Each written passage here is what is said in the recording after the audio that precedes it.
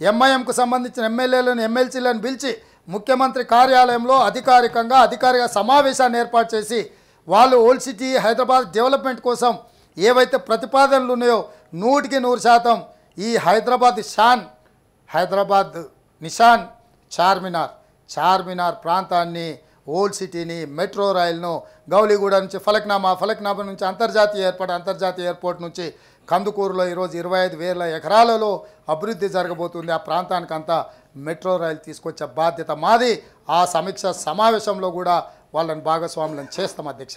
అదేవిధంగా అధ్యక్ష, గవర్నర్ గారి ప్రసంగంలో మేము స్పష్టంగా ప్రస్తావించినాం, ఈ హైదరాబాదు నమూనా ప్రపంచంతో పోటీ పడే అభివృద్ధి నమూనాగా మారుస్తామని.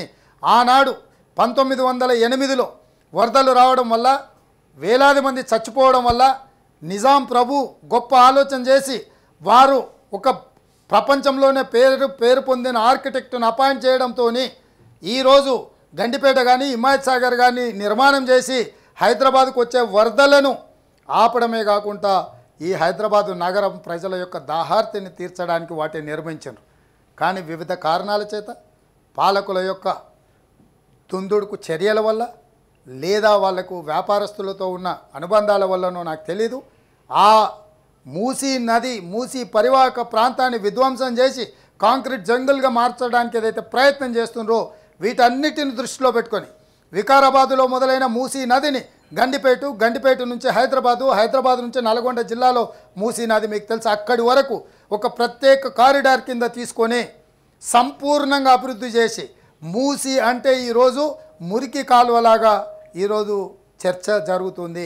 మూసీ అంటే పవిత్రమైన నది, గంగా జలాలతో సమానంగా మూసీలో స్నానం చేస్తే మా పాపాలు పోతాయని అనుకునే విధంగా అంత గొప్పగా ప్రపంచమే అబ్బురపడే విధంగా మూసీని అభివృద్ధి చేస్తామని మేము చెప్పడం జరిగింది. మేము ఆ మాట కట్టుబడి ఉన్నాము. మా ఎంఐఎం ప్రజాప్రతినిధులనే కాకుండా హైదరాబాద్ నగరంలో ఉన్న ప్రజాప్రతినిధులందరినీ కూడా ఆ చర్చలో భాగస్వాములను చేస్తాం. ఓపెన్ మైండ్తో రాండి, మాకు సూచన చేయండి. ఈ ప్రభుత్వం సిద్ధంగా ఉంది వినడానికి. ఈ ప్రభుత్వం మీకు మాకు మధ్యలో ముళ్ళ కంచెలు ఉండవు. ఈ ప్రభుత్వాన్ని ఎప్పుడైనా మీరు సరాసరి వచ్చి కలిసి మీ సహేతుకమైన సలహాలు సూచనలు ఇవ్వండి. అదే ప్రజాస్వామిక స్ఫూర్తి అధ్యక్ష. మీ ద్వారా నేను చెప్పదలుచుకున్నా, ప్రజాస్వామ్యం అంటే గెలిచిన మెజారిటీ వచ్చిన పార్టీ ప్రభుత్వం కాదు. ప్రభుత్వం అంటే పాలకపక్షం ప్రతిపక్షం.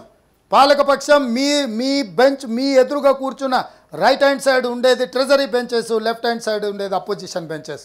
ట్రెజరీ బెంచెస్ని అపోజిషన్ బెంచెస్ని ఈక్వల్గా ట్రీట్ చేసి సమానమైన అవకాశాలు ఇచ్చి సమస్యలను ప్రస్తావించి పాలకపక్షం చేసే నిర్ణయాలు, శాసనాలు, ప్రజల యొక్క సంక్షేమం కోసం తీసుకుంటున్న నిర్ణయాలలో ఉన్న లోపాలను, సూచనలను, సలహాలను ప్రతిపక్షాలు ఇవ్వడానికి ఇది వేదిక కావాలి.